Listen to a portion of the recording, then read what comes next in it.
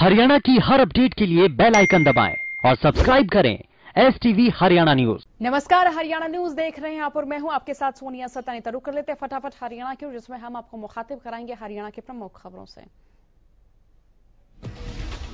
हरियाणा की मुख्य सचिव केशनी आनंद अरोड़ा ने अधिकारियों को निर्देश दिए कि बिजनेस रिफॉर्म के लिए सभी संबंधित विभाग आपसी तालमेल के साथ कार्य करें, साथ ही सेवाओं को ऑनलाइन माध्यम से निर्धारित समय सीमा में दिया जाना सुनिश्चित करें।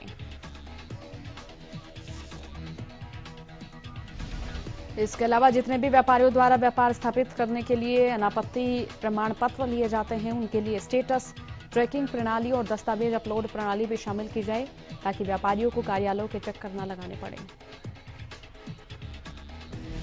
सिरसा में कोरोना के मामलों में लगातार बढ़ोतरी हो रही है। सिरसा की फ्रेंड्स कॉलोनी में रहने वाले 31 साल के युवक की कोरोना से मौत हो गई। युवक को बुखार के लक्षणों के बाद अस्पताल में भर्ती करवाया गया था, जिसके बाद युवक के सैंपल लिए गए, जिसकी कोरोना रिपोर्ट पॉजिटिव आई और सिरसा में कोरोना के 43 नए मामले सामने आए। इसके साथ ही सिरसा में कुल कोरोना संक्रमितों की संख्या 1900 पार कर चुकी है। पूरे मामले को लेकर सीएमओ सुरेंद्र नैन ने कहा, सिरसा में कोरोना से मौत का आंकड़ा 25 तक पहुंच चुका है और एक्टिव मरीजों की संख्या 674 हो गई है, जिनमें से 566 होम आइसोलेट हैं और बाकी अस्पताल में भर्ती हैं और वहीं 1206 लोग ठीक होकर घर लौट चुके हैं। गुलाचेका में स्वास्थ्य विभाग टीम ने एक निजी अस्पताल पर कार्रवाई करते हुए अस्पताल को सील कर दिया। निजी अस्पताल का डॉक्टर कोरोना पॉजिटिव था, बावजूद इसके वो मरीजों का इलाज कर रहा था। जब इसकी जानकारी आम लोगों को लगी तो उन्होंने स्वास्थ्य विभाग की टीम को इसकी सूचना दी। सूचना के बाद स्वास्थ्य विभाग की टीम मौके पर पहुंची और पुलिस बल भी वहां पर मौके पर पहुंच गया और अस्पताल को सील किया। डॉक्टर ने सफाई देते हुए कहा कि उनकी रिपोर्ट पटियाला के हॉस्पिटल से नेगेटिव आई थी, जिसके चलते वो अपने अस्पताल में आ रहे थे। हालांकि इस मामले में सीएमओ प्रीति गर्ग ने कैमरे के सामने कुछ भी बोलने से इनकार किया।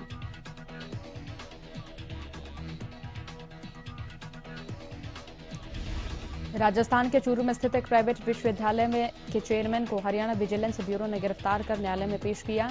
आपको बता दें कि चेयरमैन पर लाखों रुपए की धोखाधड़ी का आरोप है और यमुनानगर के 41 अनुसूचित जनजाति छात्रों को पोस्ट मैट्रिक छात्रवृत्ति प्रदान करने के नाम पर 24,51,000 रुपए की धोखाधड़ी की गई थी। यमुनानगर के गुरुदेव कौर और उनकी बेटी गाजियाबाद के मयंक चौधरी और लाडवा के मुकेश कुमार भी विजिलेंस द्वारा दी गई एफआईआर में आरोपी हैं। आरोपी जोगिंदर को यमुनानगर अदालत में पेश किया गया, जहां 13 सितंबर तक उसका 6 दिन का पुलिस रिमांड मंजूर किया गया है। प्रधानमंत्री आदर्श ग्राम योजना के तहत जिला स्तरीय कन्वर्जेंस समिति का गठन किया गया, जिसके तहत केंद्र सरकार के चयनित 20 गांव में पीने के पानी और स्वच्छता, स्वास्थ्य और पोषण, ग्रामीण सड़कें और आवास सहित कार्य किए जाएंगे। योजना के तहत केंद्र सरकार प्रति गांव में 20 लाख रुपए का बजट अलॉट करेगी। मंगलवार को अतिरिक्त उपायुक्त सतबीर सिंह कुंडू ने जिला स्तरीय कन्वर्जेंस समिति की बैठक के दौरान अधिकारियों को निर्देश दिए। उन्होंने बताया कि गुहला में 9, सीवन में 7, कलायत में 2, राजौंद के 2 गांवों को शामिल किया गया है और इन गांवों के लिए ग्रामीण विकास प्लान तैयार किया गया है, जिसमें काम की अवधि 5 साल है।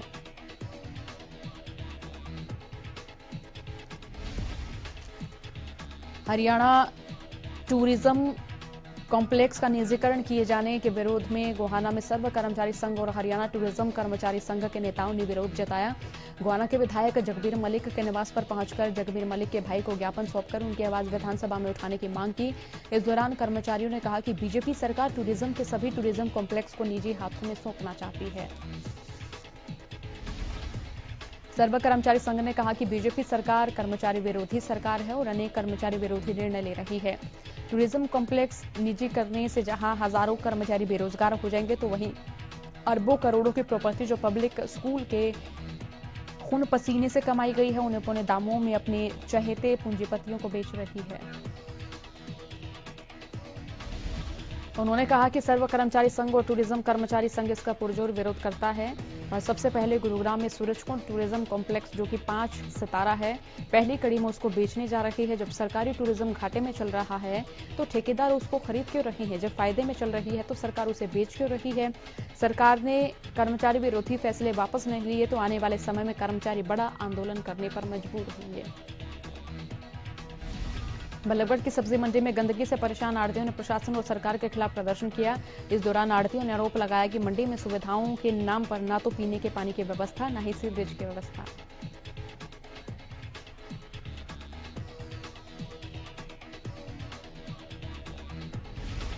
उनका कहना है कि वो कई बार इसकी शिकायत मार्केट कमेटी को दे चुके हैं, लेकिन उसके बावजूद भी कोई सुनवाई नहीं हुई। मंडी के प्रधान सतपाल का कहना है कि उन्होंने चंडीगढ़ भी शिकायत की है, लेकिन आज तक यहां पर गंदगी का समाधान नहीं हुआ। मार्केट कमेटी के अधिकारी ऋषि का कहना है कि आढ़तियों की आदत गंदी हो चुकी है और गंदगी को कूड़ादान में नहीं डालते हैं और सड़कों पर फेंक देते हैं। इसी कारण गंदगी के ढेर यहां लगे हुए हैं।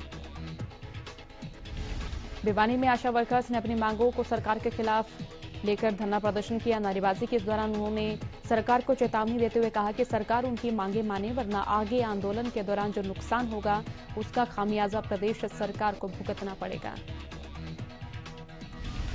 आशा वर्कर यूनियन के जिला सचिव सुशीला का कहना है कि पूरे प्रदेश में आशाएं 7 अगस्त से लगातार सरकार के साथ हुए समझौते को लागू करने के लिए आंदोलन कर रही, लेकिन सरकार ने उनकी मांगों का कोई समाधान नहीं निकाला। सरकार से नाराज पानीपत के आढ़तियों ने पीपली अनाज मंडी में 10 सितंबर को रैली का ऐलान किया। आढ़तियों का कहना है कि सरकार उनके साथ वादाखिलाफी कर रही है। वहीं आढ़ती एसोसिएशन ने कहा कि प्रदेश भर से किसान और आढ़ती रोष रैली में हिस्सा लेंगे। इस दौरान अनाज मंडी के प्रधान धर्मवीर सिंह मलिक ने कहा कि सरकार ने उनकी कमीशन में कटौती कर बेरोजगारी की ओर उन्हें धकेला है। आढ़ती एसोसिएशन ने सरकार के नए अध्यादेश का भी विरोध किया। खराब हुई नरमा कपास की फसलों के मुआवजे को लेकर किसान पंचायत का आयोजन किया गया। इस दौरान कई गांवों के किसानों ने पंचायत में हिस्सा लिया और सरकार से अविलंब स्पेशल गिरदावरी करवाने और मुआवजा दिए जाने की मांग की। इस दौरान नरमा कपास की बर्बाद फसल के लिए प्रति एकड़ का 50,000 रुपए मुआवजा देने की मांग की गई। पंचायत में सभा के जिला सचिव जगतार सिंह ने कहा कि प्रदेश भर में कहीं ज्यादा बारिश और सफेद मक्खी की वजह से तैयार नरमा कपास की फसल बर्बाद हो चुकी है। किसान पंचायत में सरकार से मांग की गई कि बर्बाद हुई फसलों की स्पेशल गिरदावरी करवाकर 50,000 रुपए प्रति एकड़ मुआवजा दिया जाए। इसके साथ केंद्र सरकार की ओर से लाए गए तीनों अध्यादेश तुरंत रद्द किए जाएं। प्राइवेट कंपनियों पर रोक लगाकर सरकार सभी तरह की फसलों के लिए बीमा और मुआवजा नीति बनाए। बल्लभगढ़ सेक्टर 3 में हुडा मार्केट के पास हर साल दुर्गा पूजा के लिए माता के लिए पंडाल बनाया जाता है, पर इन दिनों यहां सफाई कर्मचारियों के ध्यान न देने से इस धार्मिक स्थल को डंपिंग यार्ड बना दिया गया है। जिस तरह से यहां कूड़ा डाला जा रहा है उसे देखकर सवाल उठने लगा है कि ऐसे में पंडाल कैसे लगाया जाएगा। लोगों ने इसके सफाई कर्मचारियों और यहां रहने वाले निवासियों को जिम्मेदार ठहराया। लोगों ने प्रशासन से गुहार लगाई कि जल्द इस धार्मिक स्थल को साफ कराया जाए, जो कि यहां माता का पंडाल बनाया जा सके। टोहाना के राजनगर इलाके में रेलवे अंडरब्रिज के निर्माण के बाद से पानी ठहराव की समस्या बनी हुई है। स्थानीय नागरिकों का कहना है कि जब से अंडरब्रिज का रास्ता बना तब से पानी भरा रहता है।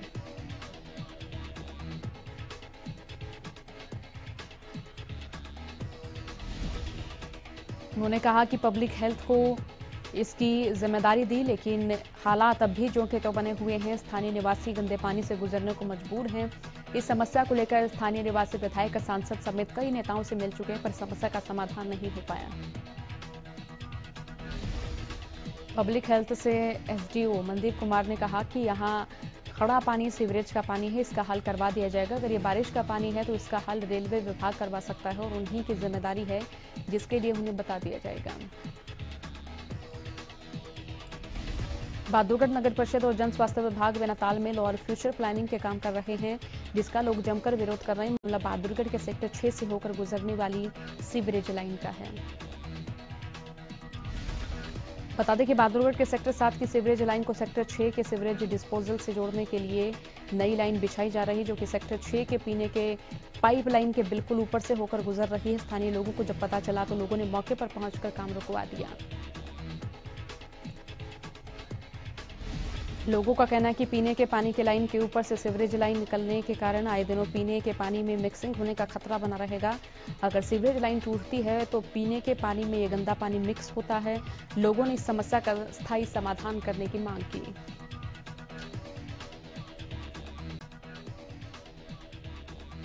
गुरुग्राम की सड़कों पर घूम रहे आवारा पशु लोगों के लिए परेशानियां बन रही हैं, जिसे लेकर नगर निगम गुरुग्राम की टीम आवारा पशुओं को पकड़ रही है। साथ ही जिन लोगों के पशु हैं उन्हें हिदायतें भी दी जा रही हैं कि अपने पालतू पशुओं को आवारा ना छोड़ें। अब इसके लिए नगर निगम ने ठेकेदारों को टेंडर देने भी शुरू कर दिए हैं, जिसमें गुरुग्राम के सभी 4 जोन में आवारा पशुओं को पकड़ने का कार्य किया जा रहा है। लेकिन ठेकेदारों का कहना है कि जब भी वो लोग पशुओं को पकड़ने जाते हैं तो पशु मालिक टीम के साथ हाथापाई करने लगते हैं। पशु मालिकों के खिलाफ शिकायतें भी की गई हैं, लेकिन कोई कार्रवाई नहीं की गई। पानीपत विजिलेंस टीम ने सवालखा तहसील के पटवारी सुरेश को रिश्वत लेते हुए रंगे हाथों दबोच लिया। पटवारी मकान के इंतकाल और जमाबंदी के नाम पर पहले से ही 2,000 रुपए वसूल कर चुका था। मौका रिपोर्ट बनवाने के लिए 4500 रुपए और मांग रहा था, लेकिन पीड़ित सूरज ने इसकी शिकायत विजिलेंस टीम को की।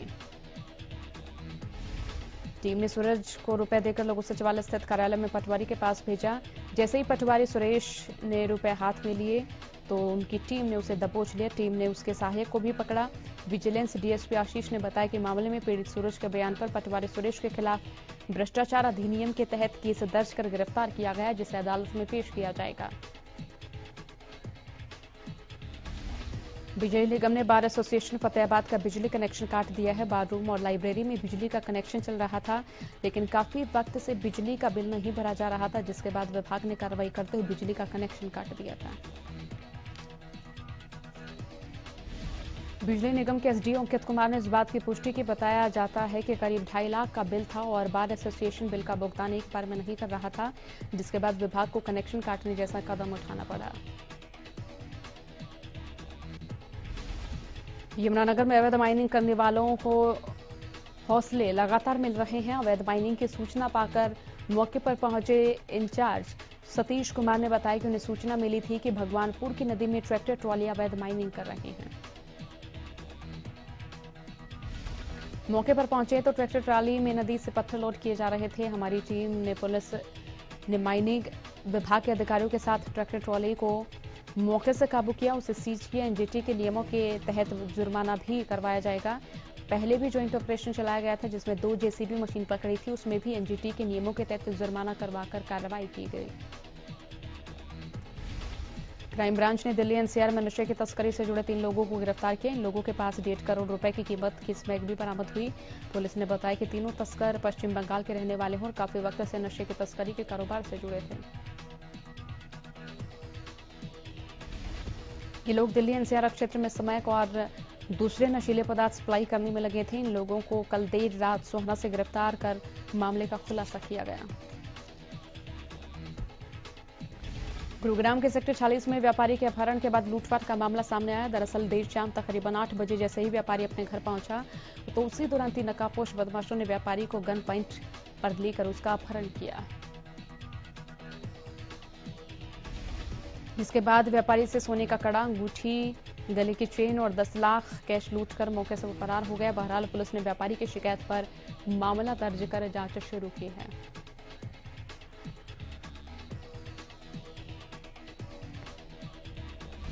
रेवाड़ी में पिछले लंबे समय से हो रहे साइबर क्राइम और एटीएम बूथ पर कार्ड बदलकर लोगों से हो रही धोखाधड़ी थमने का नाम नहीं ले रही।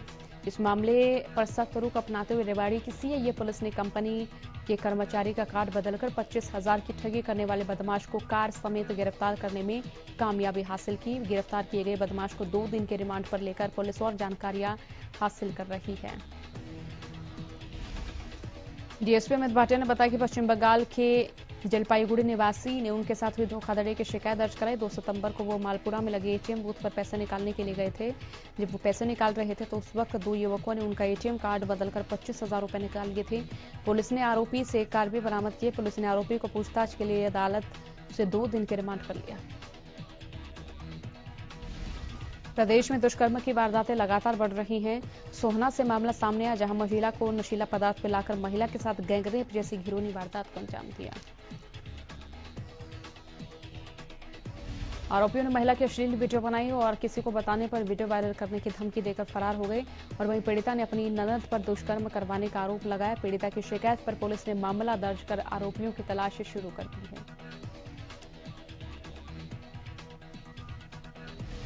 समालखा में रेल की पटरी के नजदीक झाड़ियों में एक महिला का जला हुआ शव मिला। फिलहाल पुलिस ने शव को पोस्टमार्टम के लिए भिजवाया और मामले की जांच शुरू कर दी।